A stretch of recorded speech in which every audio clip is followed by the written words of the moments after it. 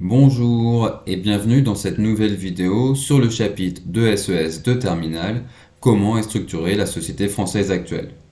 Dans cette vidéo, je vais tâcher de présenter et d'apporter quelques éléments d'explication sur les transformations de la structure socio-professionnelle au cours de la seconde moitié du XXe siècle, afin notamment qu'on puisse ensuite s'interroger sur la pertinence des classes sociales pour décrire la structure sociale. Alors, l'image que j'ai choisie pour commencer cette vidéo peut surprendre un peu. Au départ, je pensais plutôt partir là-dessus, mais en fait, je voulais montrer en travaillant cette vidéo qu'il y avait des liens avec plusieurs chapitres que vous pouvez retrouver dans cette image, et donc montrer qu'en fait, finalement, tout était connecté. Que finalement, si on fait un cours de sciences économiques et sociales, c'est pas simplement parce que le gouvernement, les entreprises voudraient qu'on fasse de l'économie et que les élèves préfèrent faire de la sociologie, donc du coup on fait un compromis comme ça, mais qu'en réalité il y a des liens entre les deux, entre l'économie et la sociologie, et que justement il faut comprendre ces deux sciences, ces deux disciplines pour comprendre l'évolution de la société.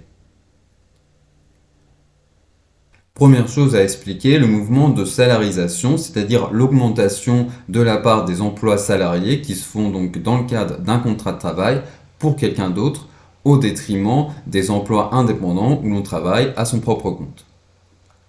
Plusieurs phénomènes expliquent cela. Tout d'abord, on peut évoquer la question du progrès technique, qui va notamment permettre des gains de productivité et donc des suppressions d'emplois dans le secteur primaire, dans l'agriculture.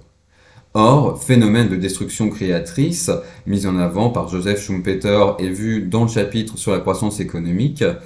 fait que ces gains de productivité se traduisent aussi par des gains de pouvoir d'achat pour les consommateurs et consommatrices qui vont leur permettre de pouvoir acheter plus de biens et de services justement dans d'autres secteurs, que ce soit dans le secteur secondaire ou dans le secteur tertiaire où on va trouver plus de salariés.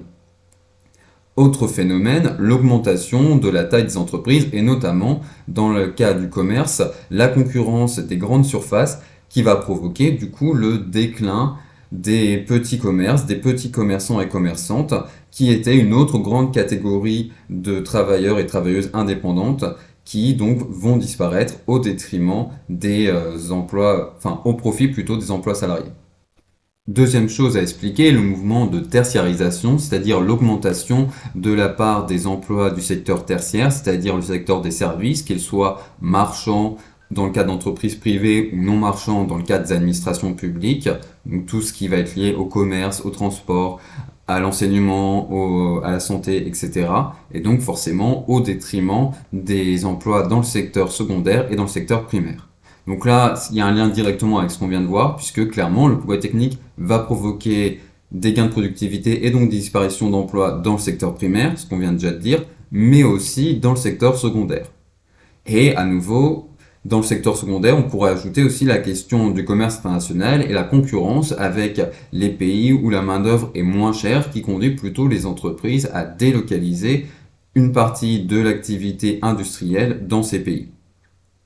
Et à nouveau, donc, destruction créatrice, la disparition de ces emplois provoque notamment des gains de pouvoir d'achat et met à disposition des ressources qui peuvent maintenant être investies dans le secteur tertiaire, dans les emplois liés aux services. Troisième chose à expliquer, l'augmentation du niveau de qualification.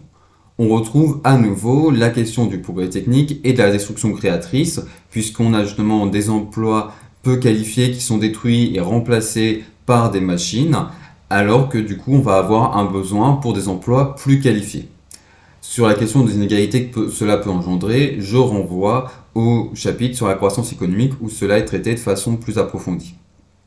Mais il faut aussi citer, donc à côté de cette demande pour des emplois qualifiés, le phénomène de massification scolaire qui lui est vu dans le cadre du chapitre sur l'école, où on voit que justement une part plus importante de la population fait des études et des études plus longues, ce qui permet justement de répondre à cette demande d'emploi qualifié.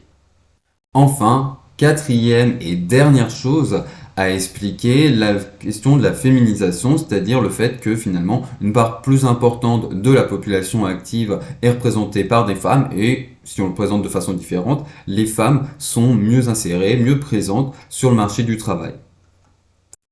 Les causes de ce phénomène sont les suivantes. On l'a vu, il y a un mouvement de tertiarisation. Or, les emplois dans le secteur tertiaire, en tout cas pour une partie d'entre eux, sont souvent associés à des tâches féminines, par exemple la santé, le soin aux personnes.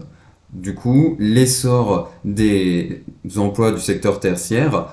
entraîne aussi une augmentation de la demande pour des emplois considérés comme féminins. Évidemment, pour que cela soit possible, il faut qu'il y ait une amélioration des droits et une progression en matière d'égalité de droits entre les femmes et les hommes, ce qui reflète à travers certaines lois qui permettent justement aux femmes de mieux s'intégrer sur le marché du travail. Et évidemment aussi la transformation des normes et de la socialisation sur le rôle et la place des femmes dans la société, notamment sur le marché du travail. Voilà, si on devait résumer toutes ces transformations et notamment essayer de les organiser en vue par exemple d'un raisonnement sur dossier documentaire, voici comment est-ce qu'on pourrait le faire. Distinguer d'un côté les changements qui concernent plutôt les caractéristiques des emplois et de l'autre côté les changements qui concernent plutôt les caractéristiques des personnes en emploi. Vont marquer d'ailleurs au passage que j'ai ajouté la question du chômage de masse et le développement des formes de travail atypiques, c'est-à-dire le développement de la précarité, qui certes n'est pas mentionné directement dans le programme, donc que j'ai pas traité en tant que tel dans cette vidéo, mais qui en réalité a un impact important pour la question et la pertinence des classes sociales pour décrire la structure sociale, ce que je vais voir dans d'autres vidéos. Et évidemment, ces transformations de la structure socio-professionnelle vont elles aussi avoir des conséquences, par exemple sur la question de l'engagement politique. Et voilà, c'est tout pour cette vidéo, j'espère qu'elle vous a plu, n'oubliez pas de l'indiquer en laissant un petit pouce bleu ou voire un commentaire et de vous abonner si ce n'est pas encore le cas. En attendant, moi je vous souhaite une bonne journée.